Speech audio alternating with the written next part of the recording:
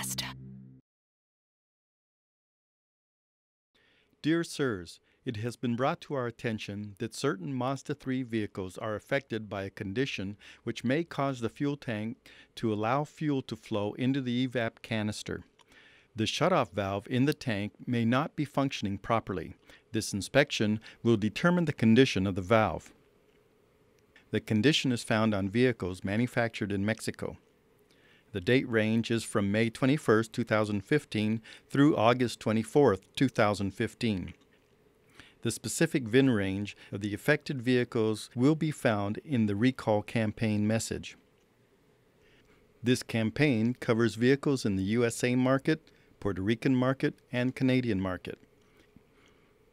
Since this procedure deals with fuel, there is a certain level of caution and safety that needs to be followed when performing this inspection.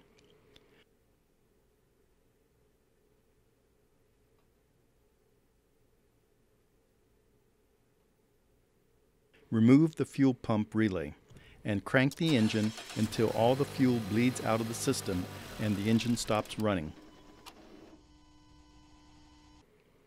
Next, write down all the radio presets. You will need to refer to this after the inspection is completed to set the customer's radio preferences back the way they were. This inspection should be done with less than a half a tank of fuel. Remove the battery connection. This is to prevent any possibility of sparks occurring. Remove the rear seat. Use a screwdriver to remove the 4 screws that attach the fuel pump protection cover.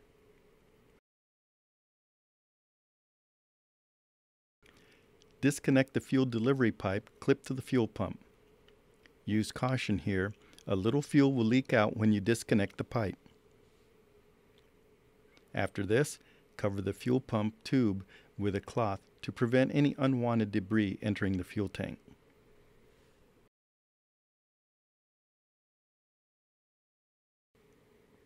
Now, remove the undercar covers that protect the tank from road debris.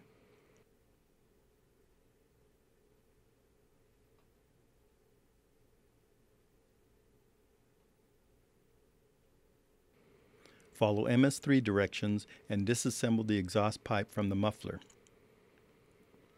Then loosen the fuel tank straps. This helps lower the fuel tank, however, you do not have to remove the tank from the vehicle. Also, this is necessary to gain space to access and disconnect the vent tube going from the tank to the evap canister.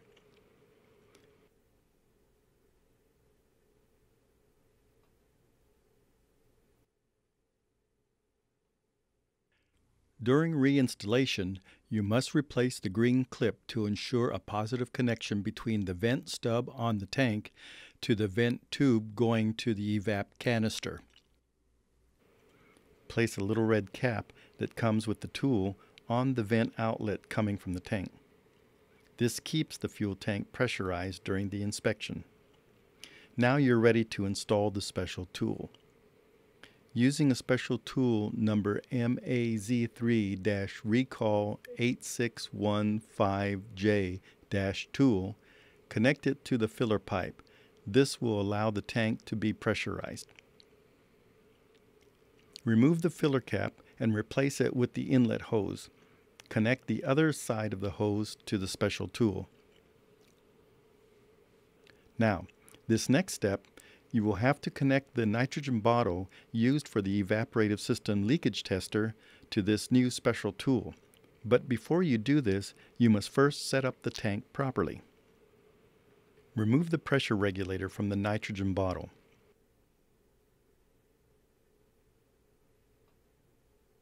Then remove the low pressure regulator from the main pressure regulator. You must also remove the outlet fitting from the low pressure regulator and install it on the main pressure regulator.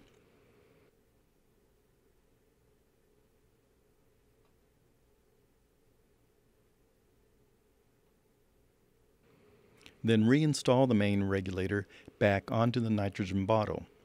Be sure to tighten all the fittings properly to avoid any leaks at the bottle.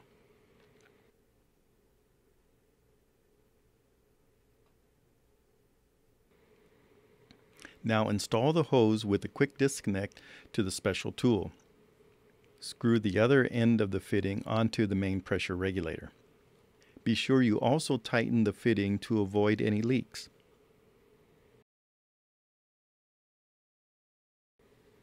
You are now ready to turn on the gas flow at the bottle.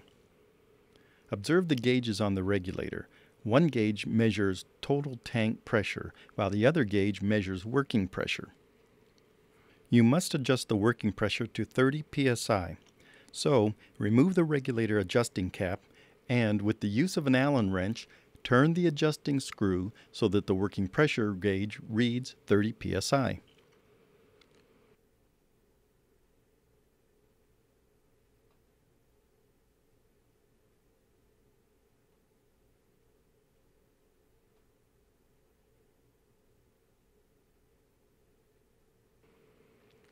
Now plug the tool into AC power.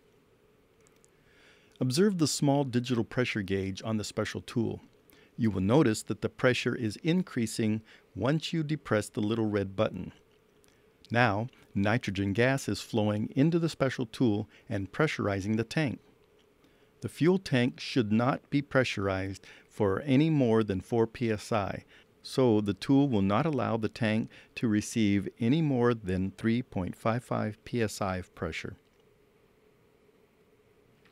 Press and hold the red button until the pressure reads 3.5 psi. When it reads 3.5 psi, wait 10 seconds and press the red button again to overfill the fuel tank. Some systems will allow you to overfill the tank easily. Others may not. Just do not exceed 3.55 psi. The pressure reading will change color to red when this happens. At that point, stop pressing the red button.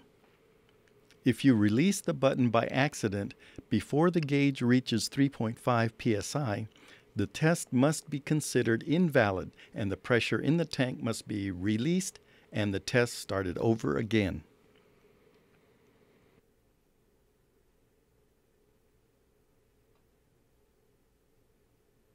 To start the inspection, you will also need some way to measure time, for example, a stopwatch function on a smartphone or other equivalent device.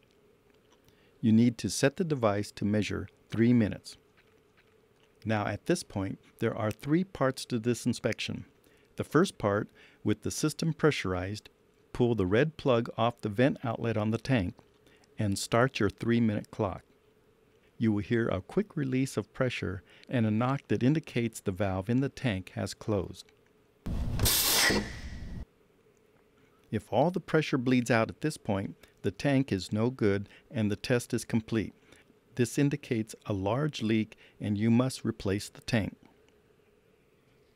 In the second part of the test, you must place your thumb over the vent outlet of the tank. Then release your thumb and immediately plug the vent outlet again with your thumb. Wait another 10 seconds and remove your thumb a second time. Wait another 10 seconds and remove your thumb a third time. Remember, use intervals of 10 seconds each time you open and close off the vent outlet on the tank with your thumb. Repeat this process 3 times. You are checking for a medium leak. If the system does not hold pressure every time you remove your thumb, you will hear a short hiss from the gas escaping past the seal of the shutoff valve in the tank. Also, you will notice that the pressure on the digital pressure gauge will read less than 2.9 psi. At this point, the tank can be considered defective, and again, it must be replaced. If the tank still seems to hold pressure after the second part of the test has been completed, then continue to monitor the pressure gauge on the tool for the remainder of 3 minutes. At the end of 3 minutes, if the system has not leaked down past 2.9 psi, then the tank can be considered good and your test is complete. The system holds pressure. If, on the other hand, the system leaks pressure below 2.9 psi any time during the 3-minute test period, the tank must be considered bad and must be replaced. the shutoff valve inside the tank is supposed to shut off when you release some of the pressure in the tank, but it should hold at 3.5 psi.